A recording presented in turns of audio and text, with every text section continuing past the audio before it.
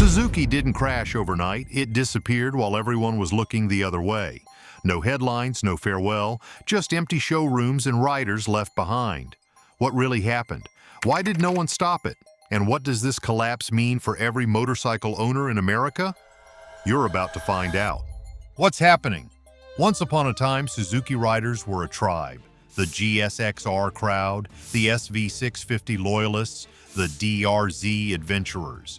It was not just about the bikes, it was about belonging to a culture. Riders swapped stories about track days, trail rides, and tuning quirks. They wore the brand. They passed bikes down through generations. But somewhere along the way, Suzuki stopped speaking to them, and the riders left. It started with silence. No new models to dream about. No upgrades to justify trading in the old one. No innovations to get excited for. The brand became stale and the riders got restless. Some went to Yamaha for cutting-edge design, others to Honda for reliability, many to Kawasaki for performance, and still others left motorcycling altogether, aging out of the lifestyle without ever being replaced. Suzuki's biggest failure wasn't mechanical, it was emotional. The brand failed to maintain the connection that makes people ride in the first place. There was no community building, no storytelling, no recognition that riders evolve and that brands must evolve with them. And as more and more Suzuki owners found themselves unsupported, overlooked, and unheard, they stopped identifying with the brand at all. You can still find them, old Suzuki diehards, on forums and classifieds trying to keep the spirit alive. But they are relics now, outnumbered by newcomers who barely know what a bandit or a katana ever meant. That cultural memory is fading, and Suzuki did nothing to preserve it.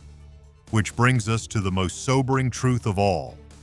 Suzuki lost its core because it never invested in its future. And that failure was not a fluke. It was a pattern. If you found this surprising, hit that like button and subscribe for more in-depth analysis on the collapse of Suzuki and its impact on the motorcycle world. The money was never there. While Honda pushed into electric prototypes, Yamaha explored hybrid tech, and Kawasaki funded hydrogen concepts. Suzuki sat on its wallet. For years, Suzuki executives took the most conservative path imaginable. Instead of reimagining the brand or revitalizing their platform lineup, they doubled down on small changes and incremental upgrades, hoping loyalty would carry them through. It didn't. Internally, the story was always the same. Resources were limited, budgets were tight, profit margins had to be preserved, but the cost of inaction was far higher. Suzuki failed to expand into new global markets with the aggression needed to survive.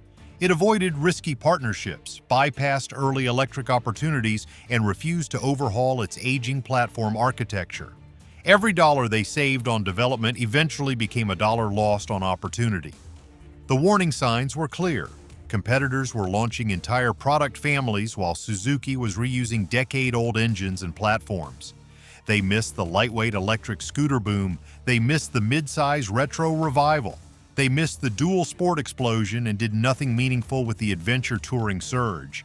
And while the company clung to the idea that low overhead and moderate pricing would keep them safe, they were being priced out by competitors who delivered more value for the same cost. Worse still, Suzuki's hesitation made them an unappealing partner for potential investors or mergers. They were neither large enough to dominate nor nimble enough to disrupt. In strategic terms, they became dead weight. Whether you're holding on or moving on, don't ride without the right gear. We linked trusted jackets, gloves, and tools in the description. The world moved forward, and Suzuki stood still. Not because they couldn't move, but because they refused to. And that refusal, more than any external force. Racing was the last roar. There was a time when Suzuki stood at the pinnacle of motorcycle racing. MotoGP fans will remember the bold blue and yellow livery streaking past the checkered flag. Names like Kevin Schwantz and Joan Mir weren't just winning trophies, they were cementing Suzuki's identity as a performance powerhouse. Racing wasn't just a side project, it was a statement. It shaped technology, drove innovation, and gave Suzuki a platform to prove it could hang with the best. But when the company abruptly pulled out of MotoGP in 2022, everything changed. What made the exit so jarring wasn't just the timing, it was the silence that followed. No major send-off, no clear transition plan, just a quiet, strategic withdrawal wrapped in vague language about shifting priorities. And for a brand that once built its prestige on racing credibility, that silence echoed louder than any podium finish. Riders took notice. Fans took notice. Even Suzuki's own dealerships were left wondering what message this sent to the market. The ripple effects were immediate. Without the visibility that MotoGP provided, Suzuki's performance image began to fade. Unlike Yamaha, Honda, or Ducati, there was no fresh halo bike on the showroom floor benefiting from weekend victories.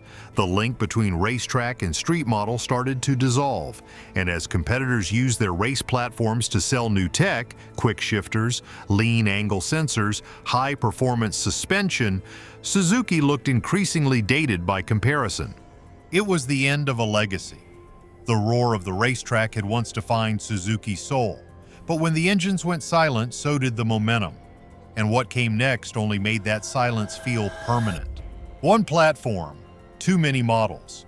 As the racing spotlight dimmed, Suzuki's showroom strategy revealed a deeper problem. One platform stretched too thin. The pattern was hard to miss. A single engine or chassis design would be recycled across half a dozen models, each marketed as something distinct. The 1,000 cubic centimeter four-cylinder from the GSX-R would show up in sport tourers, nakeds, and even so-called adventure bikes. And while this might have saved on engineering costs, it cost Suzuki something far more valuable: consumer trust. The loyal riders started to notice. They weren't getting fresh innovation. They were getting repackaged hardware with new plastics and tweaked ergonomics. The Katana, once an iconic nameplate of cutting-edge style and performance, returned as little more than a restyled GSX ES. Even die-hard fans began questioning the authenticity behind each launch. It didn't feel like evolution. It felt like copy and paste. This stagnation began to wear on dealerships too. They couldn't get excited about new bikes that were mechanically identical to what they had been trying to move for the last 5 years. It made promotions harder, demo rides less thrilling, and brand perception weaker with each model year. By the time riders walked into a Suzuki dealership, they had already read the forums, watched the reviews, and realized they weren't getting anything that truly pushed the category forward. Worse, this platform recycling came at a time when rivals were doing the opposite. Yamaha launched bold redesigns with cutting-edge electronics. Kawasaki dropped new supercharged models that made headlines. Honda evolved its platforms with adaptive suspension and dual-clutch transmissions. Suzuki, meanwhile, stayed in a loop, and as excitement faded, so did foot traffic. By the time the average rider noticed they had seen it all before, Suzuki had already lost the emotional sale. And what dealers did next only confirmed how serious the damage had become. Dealers started dumping inventory. Across the United States, Suzuki dealerships faced a decision: either keep waiting for the factory to pivot or jump ship. For many, the answer came fast. Inventory that had already been slow to move became a financial anchor. Bikes were sitting for months, sometimes years, collecting dust, accumulating carrying costs, and burning cash. So dealers began doing what they had to do. They slashed prices, they ran fire sale events, and eventually some walked away from the brand entirely. It wasn't just about dollars and cents, it was about frustration. Dealers who had stayed loyal to Suzuki for decades now felt abandoned. They watched other manufacturers send marketing support, financing incentives, demo trucks, and tech training. Suzuki, in contrast, went quiet. The result was a growing sense of betrayal and a growing willingness to cut ties. Some switched to niche brands like Royal Enfield or Benelli. Others went all in on used bikes and service to survive. Riders noticed the shift too. Once familiar showrooms now looked empty or diversified. Suzuki logos still hung over the doors, but inside there was less and less reason to walk in. Some shops even turned into used-only dealers, carrying maybe 2 or 3 Suzuki models at a time, shoved into the back corner like clearance shoes. And that's when the tipping point arrived. Suzuki's U.S. dealer network began to hollow out. not with headlines, but with attrition, quiet exits, quiet liquidations, entire regions without a single viable dealership. For a brand already suffering from low visibility, this was a knockout blow. As American dealers closed their doors or shifted focus, someone else saw an opening, and they didn't wait long to seize it. China moved first. While Suzuki hesitated, Chinese and Indian manufacturers moved like lightning. Brands like CF Moto, QJ Motor, and even Royal Enfield poured into the mid-size market that Suzuki once dominated. They weren't just offering alternatives, they were offering better value, modern tech, and aggressive pricing, everything Suzuki had once been known for. The pivot began quietly. A few Chinese bikes started appearing at multi-line dealerships. Riders were skeptical until they rode them. The fit and finish had improved. The warranty support was there. And in terms of specs, many of these bikes offered the same horsepower, better electronics, and lower prices than Suzuki's aging lineup. It didn't take long for opinions to change. Soon, first-time buyers, especially younger riders, were choosing value over legacy.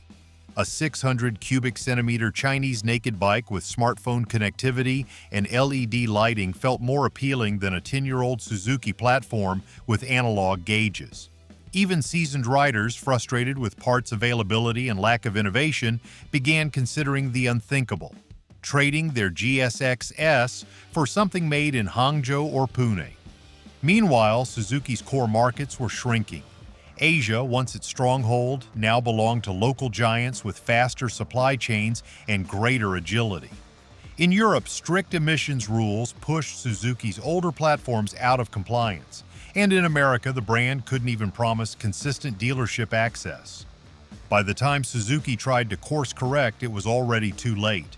They had lost the entry-level riders, they had lost the Loyalists, and now they were losing the global middleweight category to brands that moved faster, priced smarter, and actually showed up. And just like that, Suzuki found itself surrounded, not by enemies, but by competitors it had underestimated for far too long. The Boardroom BlackouT. When Suzuki needed bold leadership the most, its executives vanished into silence. In the wake of the 2020 global shutdown, other motorcycle brands launched aggressive restructuring plans, doubling down on innovation, slashing bloated inventories, or realigning with new consumer behavior. Suzuki did the opposite. Board meetings became echo chambers of caution. Instead of pivoting, they paused. And in a moment where the entire global industry was redefining itself, Suzuki's top brass remained frozen in place. Internally, reports emerged of rising disagreements between product divisions and sales directors across regions. While European managers pushed for electrification and design updates to meet local regulations, the Japanese leadership insisted on preserving existing lines to reduce tooling costs. In theory, it was fiscal discipline. In practice, it was strategic paralysis. The model roadmap stayed the same. The budgets were slashed. And the fire that once defined Suzuki's aggressive mid-size bike dominance quietly flickered out. At the board level, there was no clear successor to push the brand into a new era. Instead of risk, they leaned into legacy, and legacy had already stopped selling. The result was a company where no one wanted to take the fall, so no one stepped forward. What began as hesitation eventually became a culture of denial. Executives refused to approve redesigns for key models like the SV650 or the V-Strom, even as global sales numbers began to crater. Without vision at the top, there was no lifeline for dealers, no motivation for engineers, and no narrative to offer loyal riders. The vacuum was deafening. Suzuki stopped talking about the future because they had stopped believing in it. And just when owners needed confidence most, the silence said it all. As leadership stalled, another kind of crisis was brewing right beneath the surface, and riders were about to feel it every time they walked into a service shop. Part shortages and vanishing support. Owning a Suzuki motorcycle used to mean peace of mind. Parts were easy to find, service costs were reasonable, and certified technicians were everywhere. That era is over. In the past 2 years, reports of delayed repairs, back-ordered parts, and closed service centers have skyrocketed. Riders aren't just frustrated, they're stranded. Across North America, Suzuki dealerships have quietly closed their doors, either because they could no longer justify the margins or because they switched allegiance to brands that offered stronger factory support. The shrinking footprint means fewer authorized repair options, longer wait times, and a growing black market of second-hand or salvaged parts. Even simple service tasks are now subject to weeks, sometimes months, of delays. Fork seals for a GSX model? On back order. A replacement ECU module for a V-Strom? Unavailable domestically.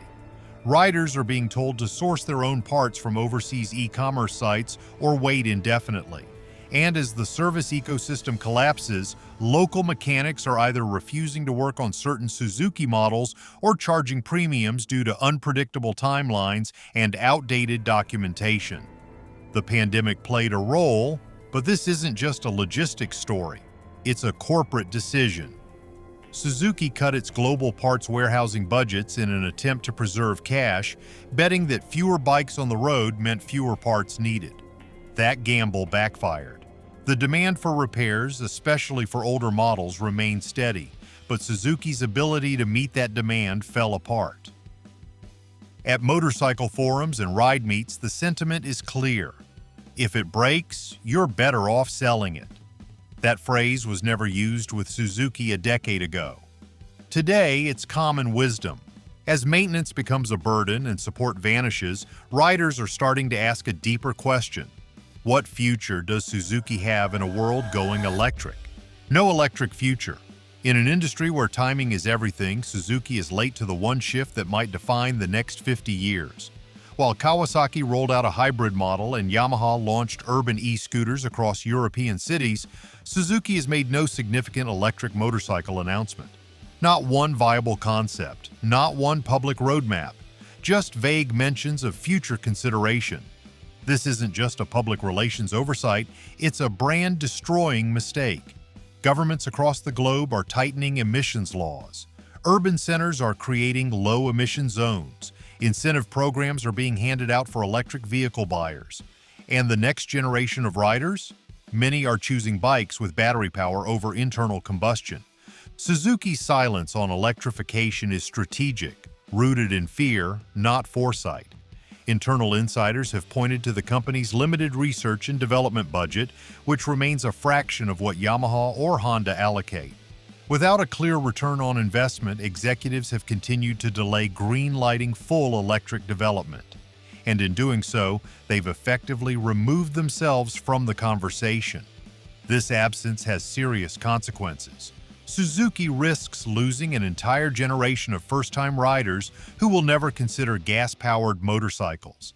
They risk being excluded from policy conversations that define future regulations. And perhaps most damning, they are no longer considered a future-ready brand by investors, dealers, or even their own loyalists. In global trade shows and industry roundtables, Suzuki is either a no-show or a footnote. Their competitors now define the benchmarks. Suzuki just observes. While the world races toward electrification, Suzuki is stuck at the starting line, without a plan, without a prototype, and without a chance to catch up. Yet even for the riders still holding on to their aging machines, the problems don't end there, because the cost of ownership is rising in a way that most never expected. The insurance industry lost faith. Insurance companies know the road ahead, and when they start raising premiums or denying coverage entirely, it's a sign that the vehicle in question is no longer a good bet. That is exactly what's happening with Suzuki motorcycles. For years, Suzuki had a reputation for being affordable, both to buy and to insure. That edge is fading fast. With poor resale value, dwindling parts supply, and questionable repair support, insurance providers are reassessing the risk profile of Suzuki ownership. Some are raising rates by as much as 30% on older models. Others are denying coverage entirely for certain vehicles that have a record of part unavailability or poor repair turnaround. The reasoning is simple.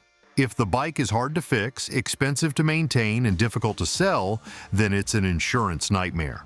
Payouts are higher, repairs take longer, and customer satisfaction plummets. That makes Suzuki owners less attractive customers. And this isn't just affecting new policyholders. Riders who have insured their bikes for years are reporting sudden surcharges, revised quotes, and reduced coverage options. In some cases, insurers are categorizing Suzuki bikes as legacy inventory, an internal label usually reserved for vehicles at the end of their market viability. The ripple effect is brutal. If a rider cannot insure their bike affordably, they are less likely to upgrade within the same brand family. If used Suzuki bikes carry higher insurance costs, they become harder to sell. That drives down trade-in values, increases negative equity, and discourages repeat purchases. For a brand that once thrived on accessibility and simplicity, this is an existential crisis. The financial systems that support vehicle ownership, insurance, lending, resale are turning away, not out of bias but out of calculation. And for many Suzuki fans, that final break in trust doesn't come from the bike itself. It comes from the moment they realize even the insurers no longer believe it's worth protecting. The last loyalists are trapped. For thousands of Suzuki riders across the United States, the collapse of the brand has created a nightmare no one saw coming. These are not collectors or casual owners. These are working-class Americans, blue-collar riders, young enthusiasts, and seasoned commuters who invested in Suzuki bikes expecting performance, reliability, and some kind of resale future. Instead, they are now holding machines that have quietly slipped into a resale black hole. What used to be a stable value brand is now a financial trap. Riders who financed bikes 2 or 3 years ago are discovering their models are worth far less than their remaining loan balance. The used market is flooded with undercut pricing, parts are taking longer to arrive, and prospective buyers are skipping Suzuki listings entirely. Depreciation is happening faster than anyone expected. Some owners are finding that their bikes are being valued at nearly 1/2 the original sticker price, even before the final loan payment is made. It has become nearly impossible to trade in or upgrade.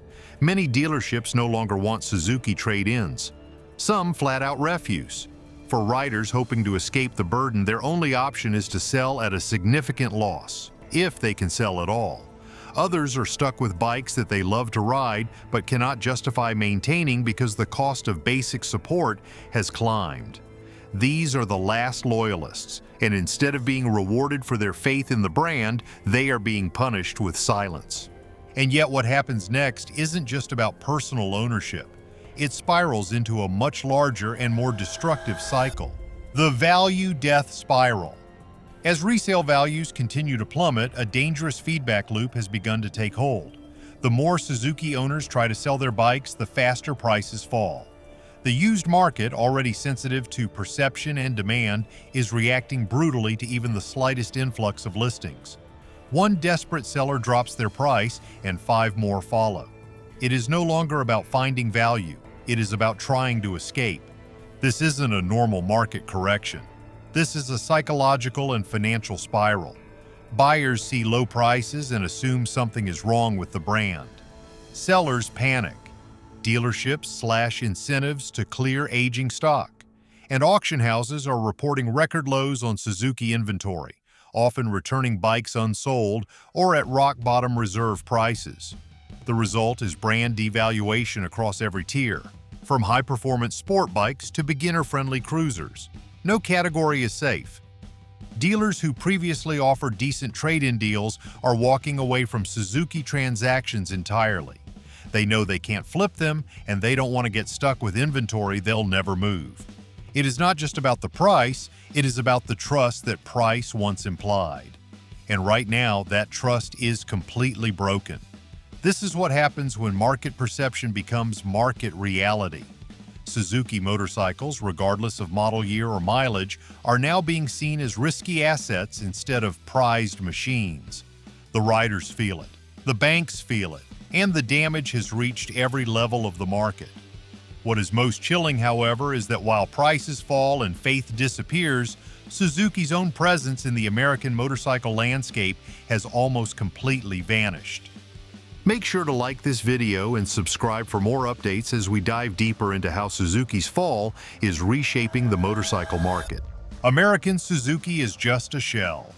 Walk into Suzuki's American headquarters today and you won't feel the hum of a legendary brand. You'll hear the echo of a legacy being abandoned. What was once a vibrant pipeline of innovation, promotion, and rider engagement has been reduced to a skeletal operation. The American arm of Suzuki Motor Corporation now functions more like an outsourced paperwork office than the voice of a global icon. Reports from within confirm that staffing has been cut to the bone. Engineering support is minimal. Public relations is nearly non-existent, and there have been no major US-based product launches in over 2 years. The dealer network is shrinking. The press coverage is dried up, and even brand-loyal events and rider groups have gone silent. Suzuki's American operation is no longer acting like a leader in the motorcycle space. It is acting like a caretaker, managing decline rather than driving growth. This is not simply a matter of slow business. It is a strategic vacuum. With no clear leadership, no aggressive investment, and no pipeline of new motorcycles tailored for the American market, Suzuki is effectively withdrawn from the fight. And this matters because without a strong US presence, the brand loses its ability to rebound globally. America has long been one of the most influential motorcycle markets on the planet. Ignoring it comes at a cost. And as Suzuki fades from the scene, a new question rises, not just about what went wrong, but what this collapse signals for the rest of the motorcycle world. This collapse will change the whole market. Suzuki's downfall is not just a footnote, it is a cautionary tale with massive implications. This collapse sends a loud message across the entire motorcycle industry. No brand is immune, and loyalty alone is not enough to survive. The ripple effects are already visible, and they are reshaping how riders, dealers, and manufacturers think about the future. Prices are adjusting across the board. Other Japanese brands, even those with strong reputations, are now facing increased pressure to innovate faster, support longer, and engage better. Buyers are asking harder questions. Mechanics are reconsidering which bikes to specialize in. And dealerships are making tough decisions about which inventory lines are worth holding. The collapse of Suzuki has changed the confidence equation. What once felt stable now feels vulnerable. This market reckoning may also accelerate the shift toward electric motorcycles, direct-to-consumer sales, and lightweight modular bikes designed for international platforms. Brands like Honda and Yamaha, which once took Suzuki for granted as a permanent fixture of the Japanese Big Four, are now watching closely. Because when one pillar falls, the structure trembles. Now that we've seen Suzuki's rise and fall, what do you think this means for other brands? Comment below with your thoughts, hit that subscribe button, and don't forget to like if you want more updates on the future of the motorcycle industry. Motorcycle industry.